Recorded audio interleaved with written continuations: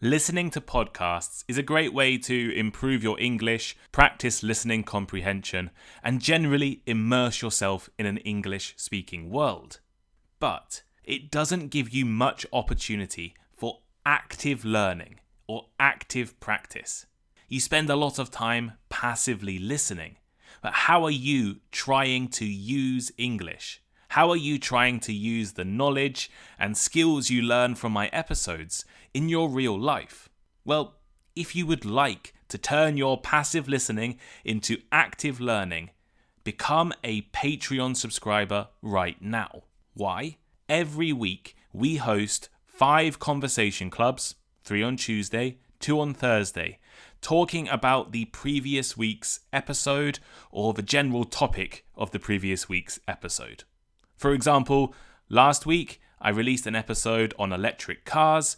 This week our conversation club topic is on electric cars, transportation in your country, and more.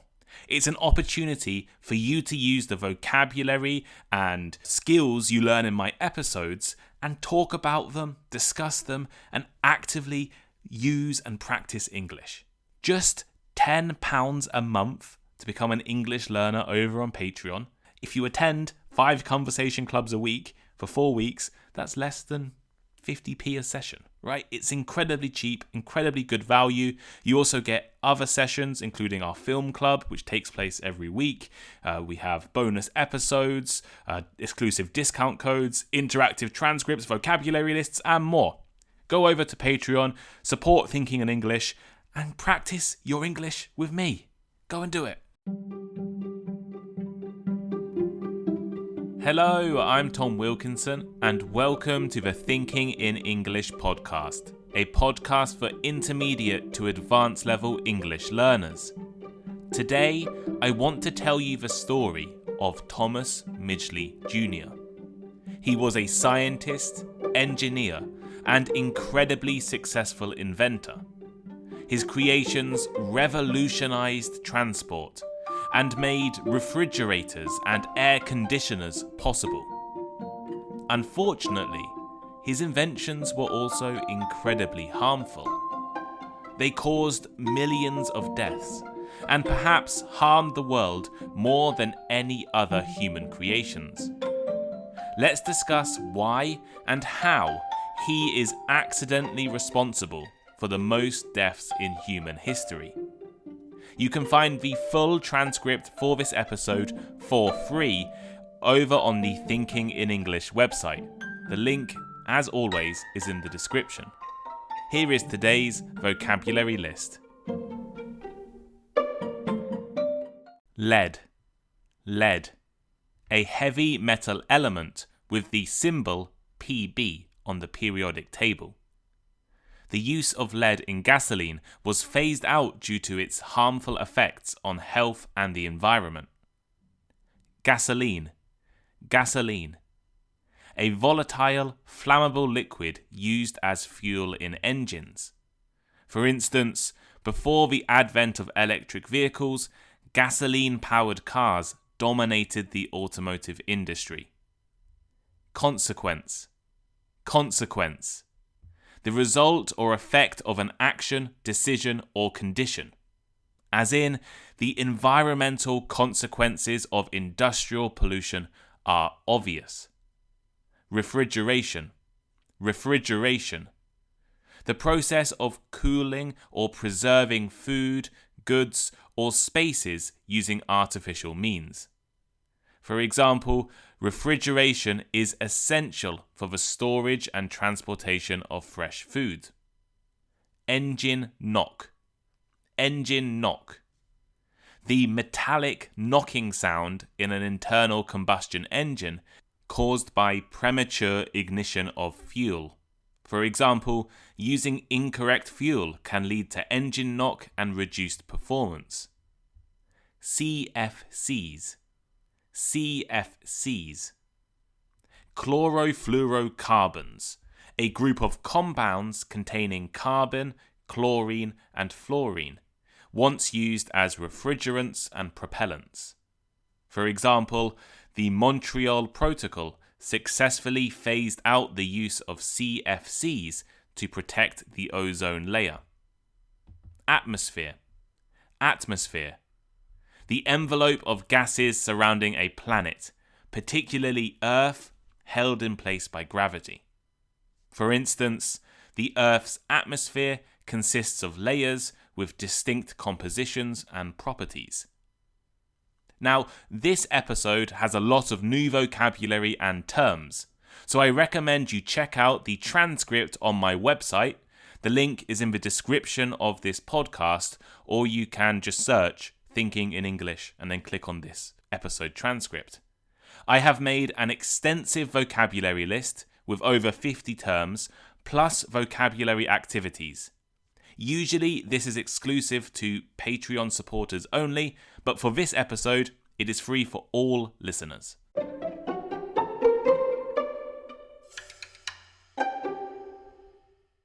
If I asked you who is responsible for the most deaths in human history, I'm sure I would get a variety of answers. Many of you would probably mention the terrible dictators of the 20th century, Hitler, Stalin, and Mao. Others may go back further in history to leaders of great armies and invading forces, like Genghis Khan or Alexander the Great. You may also mention the kings and queens of various European countries. The countries, especially Britain, Spain, Portugal, France, as well as the Netherlands, Belgium, and Germany, colonized large parts of the world, as well as directly killing hundreds of thousands of people through wars and conflict. They also spread diseases to new parts of the world, and millions died. However, one possible, or perhaps even likely answer to this question, who is responsible for the most deaths in human history, is someone few of you will have ever heard of. He is a man from the USA, an engineer and inventor, a person who helped transform the American and global car industry, a person whose work allowed us to keep our homes cool in summer and have refrigerators to store our food. He was awarded medals by scientific organizations, was the president and chairman of the American Chemical Society, held honorary degrees given to him for his work, and was a member of the United States National Academy of Sciences. He never led an army or a country, and he never fired a gun at another person to kill them, or used a sword to fight an enemy, or dropped bombs on cities. His name was Thomas Midgely Jr, and he was responsible for creating two of the most damaging and harmful substances in the history of humanity: leaded gasoline, known as ethyl, and chlorofluorocarbons, or CFCs, also known as Freon. While he didn't necessarily know about the consequences of his inventions, and in fact he died before his legacy became clear, the impacts of Midgley's creations are still being felt today. The historian J.R. McNeill described him as a man that has had more adverse impact on the atmosphere than any other single organism in Earth's history. And Fred Pierce described him as a one-man environmental disaster. Today, I want to tell you all the story of Thomas Midgley and his inventions. We'll look at how he helped revolutionize the automobile industry by developing a new fuel called ethyl. We'll examine how he changed refrigeration, as well as aerosol sprays and even asthma medications, by inventing Freon. And we'll discuss how his invention of ethyl killed, poisoned, and deformed millions of people around the globe, and how his creation of Freon tore a hole in our ozone layer, damaged the atmosphere, and contributed massively to global warming and climate change. Before I get into this episode though, I need to give credit to Veritasium, a very popular YouTube channel whose video on Thomas Midgely inspired this episode. I'll leave a link to Veritasium and their channel in the transcript. Thomas Midgely Jr. graduated from Cornell University in 1911 with a degree in mechanical engineering. After working for a few years for a variety of different companies, he ended up in the research team of General Motors in Dayton, Ohio, helping to improve the relatively recently developed automobile, or as we now call them, cars. One of the major issues with early 20th century cars and vehicles was engine knocking. Most of us, me included definitely, probably don't really understand the processes behind making a vehicle move. When you drive a car, a gasoline or petrol-powered car at least, the engine burns a mixture of air and fuel to create power. This is called combustion, and the process is meant to happen in a controlled way initiated by a device called a spark plug. Engine knocking occurs when the fuel in the engine ignites or sets on fire on its own before the spark plug fires. It's like a tiny explosion happening too early and causing a knocking sound. Imagine trying to push a door open, but someone suddenly pulls it from the other side just before you do. That sudden resistance and noise are a bit like what happens in the engine during knocking. This knocking is bad for the engine. It can damage parts over time, reduce fuel efficiency, and make your car run less smoothly. Early vehicles would begin to shake, make loud noises, and the engine would occasionally lose power. Thomas Midgely Jr. was the engineer given the job of stopping engine knocking. In fact, his first job was to find out exactly what was happening in engines. While I just gave you a simple explanation of engine knocking, back in the 1920s, no one had any idea what was causing the problems and the knocking in engines. First, Midgley invented a kind of miniature camera, and his images discovered the fuel being used was exploding too early, wasting energy and making the engine knock. Over a period of a year, Midgley and his team experimented with fuel, adding thousands of different compounds and elements to gasoline to see if any of them could stop the engine knocking. Eventually, they realized that heavy metals were able to make the fuel much more stable. And in the 1920s, the heaviest metal available for use was lead. After creating a compound called tetraethyl lead and adding just a tiny amount to kerosene fuel, they discovered the engine knock completely disappeared. Midgley had solved the biggest problem in the transport and automobile industry. And with it, he helped revolutionize car ownership around the world. Some articles online actually credit Midgley's invention of leaded gasoline with being the spark that ignited the craze of personal car ownership. With leaded gasoline, or ethyl as it was branded in the US, cars could now accelerate without knocking, or drive up a hill without the worry about getting stuck. Thomas Midgley didn't stop with the groundbreaking invention of leaded gasoline. Instead, he changed his focus to another piece of technology: refrigeration. Keeping things cold is a relatively recent thing. While we learned how to make fire thousands of years ago, working out how to make things cold took a lot longer. I was surprised to find out that for a long time, the main way people got ice was by cutting it out of frozen lakes in the north and shipping it to other places before it melted. Midgley didn't invent refrigeration. Willis Carrier is credited with inventing the first air conditioning system in 1902, and by the 1920s there were home refrigerators on the market. But, like he did previously with fuel, Midgley worked on making refrigeration systems better, safer, more efficient, and widely available. In simple terms, refrigerators work by using something called an evaporator coil. Inside this coil is a substance called a refrigerant, usually a gas, that is colder than the inside of the refrigerator. The refrigerator's interior has a temperature higher than that of the evaporator coil. As a result, heat from inside the refrigerator is absorbed by the refrigerant gas in the coil.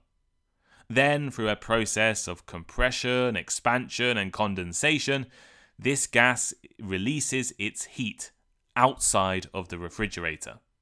It then cools down again to absorb more heat from inside the fridge and carries on this system. The issue early systems had, however, was that the gases used for refrigerants, so to absorb the heat, were often unstable, dangerous, or prone to exploding. Sometimes the gases would accidentally leak, poisoning people around the refrigerator, and other times they would catch on fire and explode. This happened at the Chicago World Fair. Midgley saw an opportunity here to find a refrigerant, a gas, that would be safe and allow the refrigerator industry to grow. He looked at tables of elements, exploring elements that would be a gas at low temperatures, instead of turning into a liquid or a solid, and also not be too volatile, too explosive. Some substances were already being used in existing refrigerators, but fluorine had not yet been tried. As fluorine was dangerous, it was a highly toxic element, Midgley knew he would need to combine it with something else to make it safe to use. His team quickly found the solution. Mixing fluorine with the elements carbon and chlorine, the result was a compound that was stable, so it didn't randomly explode, it couldn't be set on fire, and it was not dangerous to human or animal life. The mixture is known by the chemical name chlorofluorocarbon, or CFCs for short, or by the trademark Freon. Millions of refrigerators using CFCs or Freon were sold in the few years after Midgley's discovery, and CFCs were also used to create safer air conditioning units. A few years later, scientists working for the US government realized that CFCs had other uses, for example in aerosol devices. CFCs began to be used in everything, from deodorant sprays and hairsprays to asthma inhalers and insect repellents. Again, Midgley had invented something that was immensely useful. The problem, however, is that Midgley's two inventions caused massive damage to the environment and people's lives. Let's start with leaded gasoline. Lead is a poisonous metal. This has been known for hundreds, in fact thousands of years. Midgley himself was very aware of lead's toxic properties. He suffered himself from lead poisoning while working on tetraethyl lead, and spent a year recovering in Florida. Hundreds of workers at their factory producing the chemicals died or suffered from illnesses due to lead poisoning. They also knew an alternative to lead, alcohol, that worked just as well. The problem was that alcohol or ethanol was not something that could be patented or trademarked. So General Motors and Midgley stuck with lead. Midgley and his team believed that as the amount of lead being used in the fuel was so tiny that it couldn't really be doing any serious damage. He was wrong. In the 1940s, a geochemist called Patterson was attempting to analyze a mineral to work out the age of the Earth. He would do this by seeing how much lead was in this mineral. The mineral is called zircon and contains no lead naturally, but it does contain uranium, which produces lead as it decomposes. Again, I apologize for all the scientific names in this episode.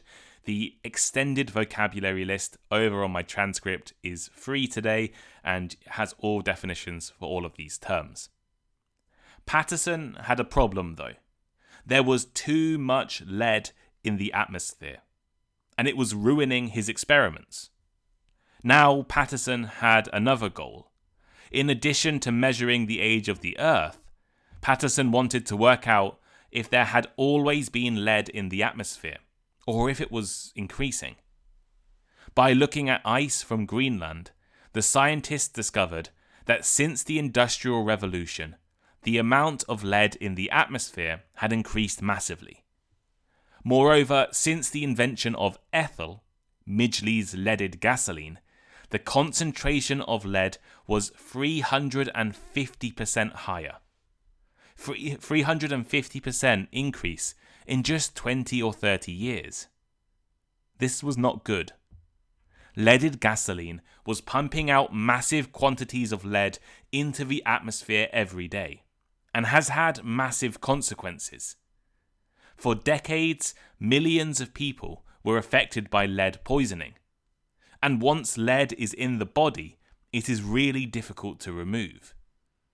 Leaded gasoline has been connected to millions of premature deaths. Once leaded gasoline began to be phased out in the 1970s, the population of America is said to have risen on average IQ level, intelligence level. Probably this is because there was less lead in their systems. So, in other words, lead made an entire generation of people less intelligent. And leaded gasoline has been associated with high crime rates.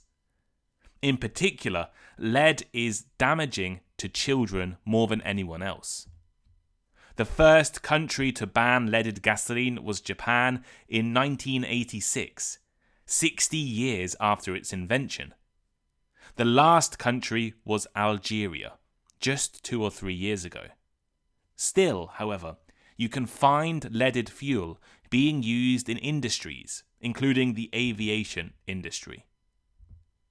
While Midgley was aware of lead being poisonous, the issue with CFCs, the gas in refrigerators and aerosols, was one he probably couldn't have predicted. If you have been a long-term podcast listener, you may remember the acronym CFCs from episode 201, How Did We Fix the Ozone Layer? This should give you a hint of the problems CFCs caused. In the 1950s, British scientist James Lovelock built a new device called an electron capture detector, which could precisely measure the amount of different gases in the atmosphere. He was surprised to notice that there was a high amount of CFC gases in the northern hemisphere. In the 1970s, further research found 2 problems with CFCs in the atmosphere. First, once released into our atmosphere, they get stuck. There is nowhere on Earth where they can be naturally absorbed or dissolved. Second, the powerful light high up in the Earth's atmosphere from the sun could break down CFCs. If you remember, Midgley invented CFCs by combining chlorine, fluorine, and carbon. Chlorine especially was massively damaging to the environment. There was now a hole in the ozone layer, a hole that was caused mainly by CFCs released since Midgley invented them. If you want to know more about the hole in the ozone layer, I recommend listening to episode 201 of Thinking in English. CFCs first destroy the ozone layer of the atmosphere. This increases the amount of radiation allowed to reach the Earth, raising temperatures. And second, they are super greenhouse gases. They are far, far more damaging to the environment than gases like carbon dioxide or methane. Eventually, CFCs were banned and regulated globally, and the hole in the ozone layer has largely been healed or is repairing itself. But not before contributing to global warming, climate change, and increased rates of skin cancer. After the successes of his inventions, Midgley won numerous different awards. In 1940, he contracted the disease polio and was partially paralyzed. He died in 1944. His inventions were commercially successful and revolutionized major industries. At the same time, they were two of the most destructive and harmful inventions in history. The invention of leaded gasoline poisoned generations of children with lead poisoning, damaged IQ levels around the world, and caused numerous long-term health problems and many deaths. His invention of CFCs caused serious damage to the Earth's atmosphere that may never be fully repaired. It was a major driver of global warming and climate change, and even increased skin cancer rates around the world. Midgley, perhaps, could be forgiven for inventing CFCs. No one knew or even guessed that they could be damaging to the atmosphere. It was decades after his death before we even realized the climate was changing. Leaded gasoline, however, is far less excusable. He knew lead was poisonous, but still pushed forward in the creation of ethyl. Overall, Thomas Midgely Jr. probably has the unfortunate title of being the person who has contributed more harm to the planet than any other individual. Some estimates suggest that Midgley's inventions have been or will be responsible for the deaths of 100 million people, as well as countless other diseases, illnesses, and consequences.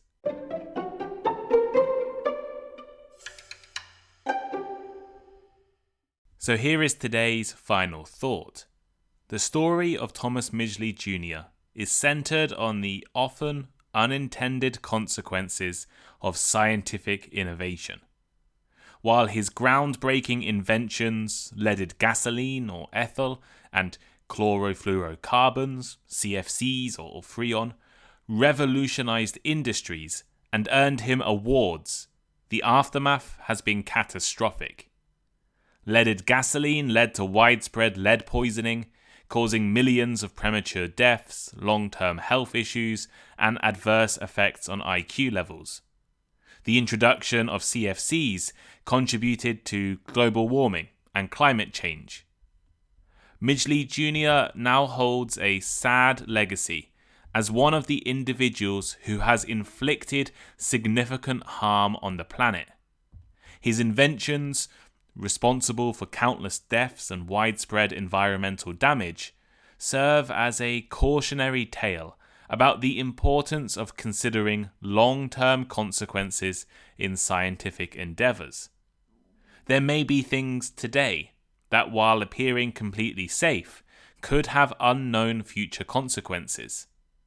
This shouldn't stop scientific research and progress, but it should make us think about whether progress is always worth the consequences. But what do you think? What do you think about the topic of this episode? And has your country or your society been affected by the inventions of Thomas Midgley Jr.? For example, lead poisoning is still one of the most common causes of death around the world. Not all from the atmosphere now, but in some places, it still is a significant factor. You can let me know your thoughts on this episode or your thoughts on the podcast in general by leaving a comment on Spotify, commenting on the Thinking in English blog over on the transcript. There's a comment section over there, or reaching out to me on Patreon or Discord. I always have a chat thread on Discord for talking about each episode. Thank you all for listening today. If you're interested in becoming a Patreon subscriber, I would really encourage you to do so. We have conversation clubs and events running 5 or 6 times a week, usually 5 conversation clubs and a film club. Hopefully next month I'm going to start doing more conversation clubs myself at times suitable for people in South America and Asia. And then we also have bonus episodes released every week. The conversation clubs talk about episode topics, helping you change your passive listening into active speaking. There's interactive transcripts with extra vocabulary activities and longer vocabulary lists. And in general, you'll just be supporting Thinking in English, supporting me and helping us grow into a bigger company and a bigger business. But, because it still is me doing everything myself. I'd love to hire in the future editors or people to help me make YouTube channel videos. But at the moment, just me making podcasts. Thank you for listening, and I'll see you all next time. Goodbye.